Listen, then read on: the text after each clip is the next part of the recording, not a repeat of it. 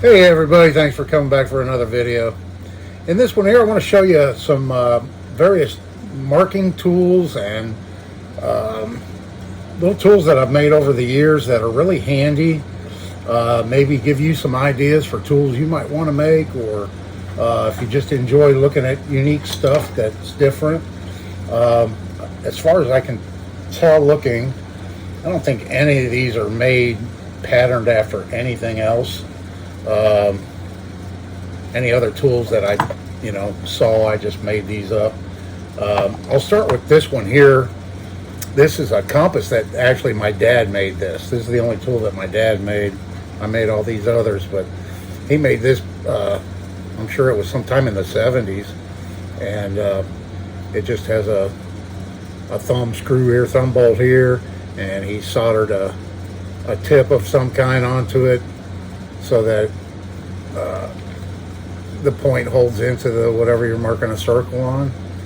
And then he just cut a slit in a piece of oak, it looks like, and slid a pencil in. And since I've had this tool, this is probably the third pencil that's I've put in it over the years, so I've used this a bunch. And let's see, all the way open, it's 9, so it'll make an 18-inch circle with this compass. So real handy.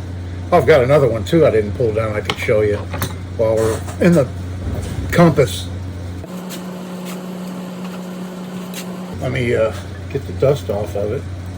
So if you got a big piece of plywood and you want to cut a circle in it or something like that, you're making a round tabletop or something, and you need something that makes a really big circle. I made this one years ago. It's filthy, dusty. It's very dusty. All right, so right here on this end is where you can put your pencil, your awl. You can hold a marker in here. Pretty much anything you want will clamp into this part. And I made this one, it's about 24 inches long. It's about 2 feet long. And then took a piece of oilite brass and bored a hole in it. And there's your adjustment for whatever size circle you want to make. And then this is so heavy with that piece of brass. And then it has this is just a roller on the end here as the dust flies off of it. So as you're rotating it around in a circle, it stays level here. And I've only used this I think once since I've made it. But if you need one for large circles, this one's handy to have. But yeah, you just thumb bolt it here. You just adjust it. It's a stainless steel rod, and it pivots on this base. This base swivels. So you put it down and whatever you're using to mark it with, on this end. And that's just a piece of walnut that I cut and shaped, and probably just epoxied it on there. I don't see any other pins or anything. It's just epoxied on. Clamp in your, your pen or your pencil or whatever down in there, and boom, that makes a nice big circle with that one. And then showed you that one already, so I'll put that off to the side. Let's stick with compasses for now. All right, I think this was the first one I made like this. So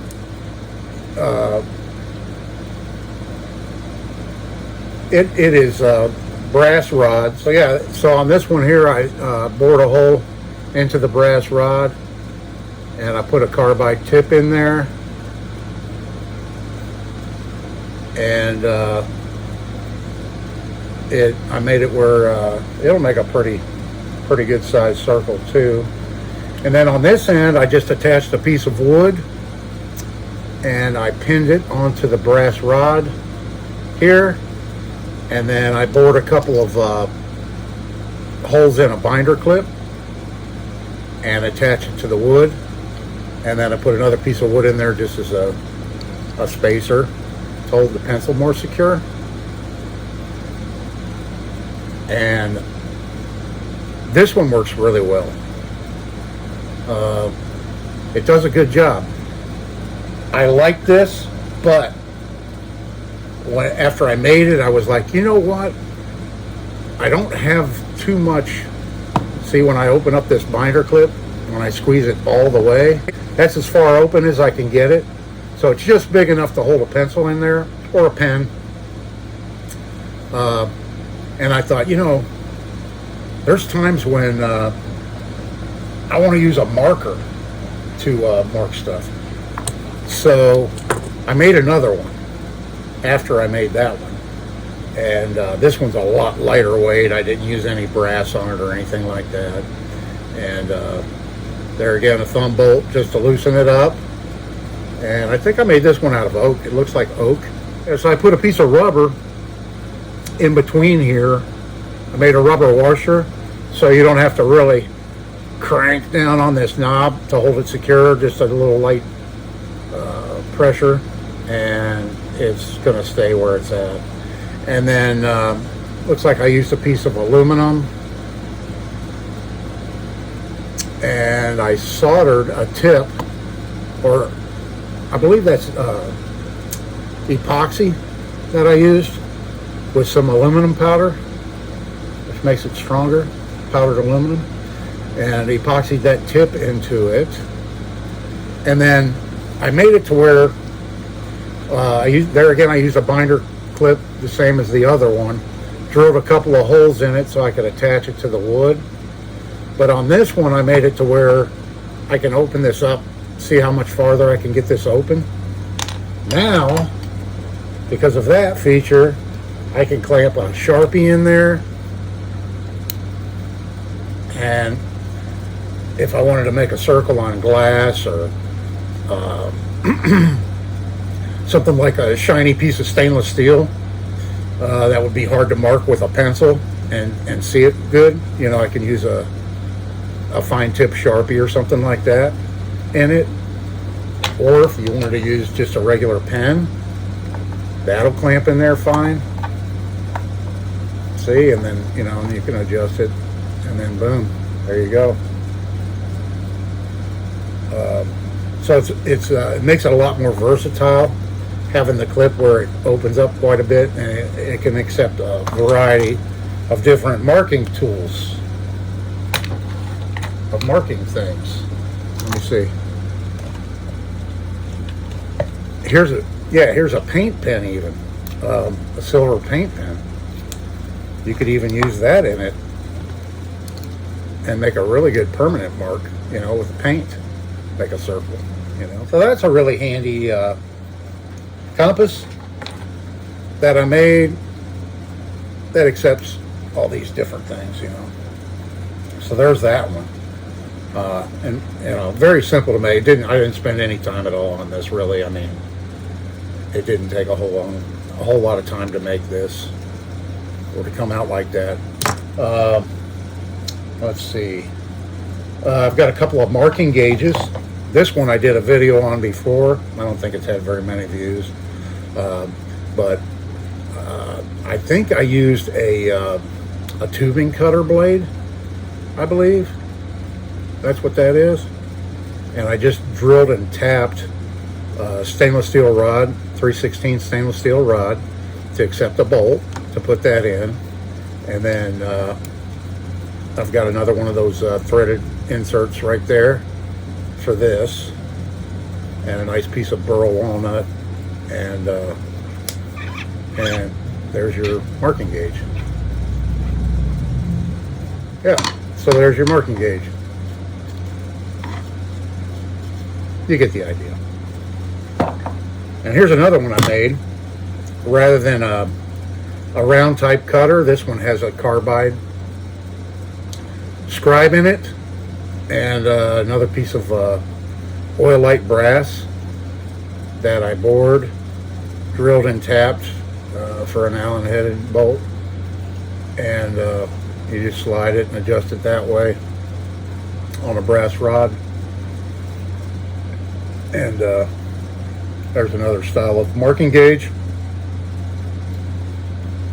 that I made.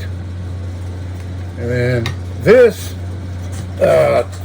bevel square I made, I just made the handle portion of it. So I had this laying around, and I think it had a black plastic handle, and it cracked or something, so I decided to make a wooden handle for it. So I made this wooden handle out of rosewood, and then I put a piece of thin stainless steel on the end just to protect the end from getting chipped up and stuff like that. And then I made this this big lever loosener for it. So this one's stainless steel. It's marked stainless on it. And this being rosewood, yeah, this one will last for a long time. And then it just slips down in there. And then you just flip it around, lock it, and there's a bevel square that I made. And then I made this set of calipers years ago just for my lathe to replicate when I needed to turn something the same sizes and everything. I've got other calipers and stuff I can use, but this one was, I can't even remember what it was. There was something I was making a bunch of, and I could just, adjust this one and lock it in. And I made it out of a piece of stainless and a block of aluminum. Drilled it and tapped it and pinned it.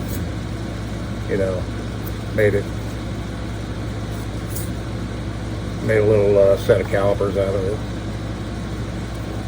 I didn't have anything just like this around with jaws that long, so that's why I made that. And then I've got little scribes I've made. I use these all the time, almost every day. This one out of a piece of that spalted wild olive wood. I thought real pretty wood I like to use for various things, and then put just a little pin clip on it and epoxied a carbide tip in it. I use that all the time. I use this one all the time too. This is a piece of bamboo, and I grow my own bamboo, and I'm always using it for stuff. And I glued a rare earth magnet in the end of it, so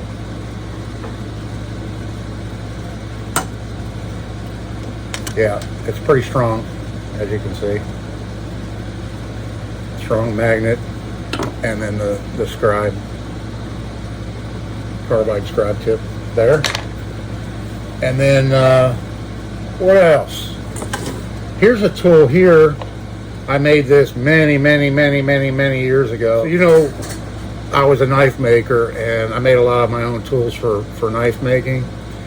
And what this tool is, and it was just a piece of scrap aluminum. I don't even know what it was from, but I drilled and tapped it for this little crossbar to hold this scribe tip in there. And then this part here, I've got a lock nut where you can lock it down, and you can adjust the height of it like this. And I grabbed an old blade here to show you, to give you an example what that's for. So this is an old D2 tool steel full 1/4 inch Bowie knife that I started probably 30 or 40 years ago and never finished. But what you do is put your layout die on the edge, and then I won't do it on camera, but I'll just show you real quick.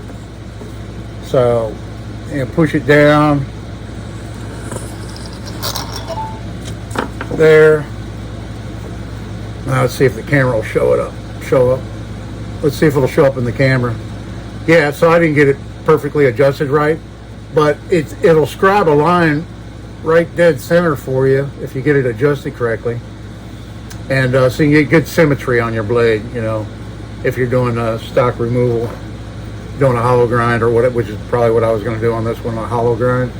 And that way you can take off an even amount of material on each side of the blade, scribing that line. And that's what that little tool I made. That's so you could just put it on a good flat, hard surface, and just slide it along and mark that edge and everything. do a very good example on this for you, but you get the idea anyway. I think that's about it. I think I covered all these little things here. The video is getting pretty long, so I'm going to end it here. I appreciate y'all watching. I'm not sure what I'm going to do next. It'll be something, who knows, some kind of random thing I'll do a video on next. Anyway, I appreciate y'all. I appreciate your support. I appreciate a like, share, subscribe, all that stuff. And this is Dave. See you in the next one.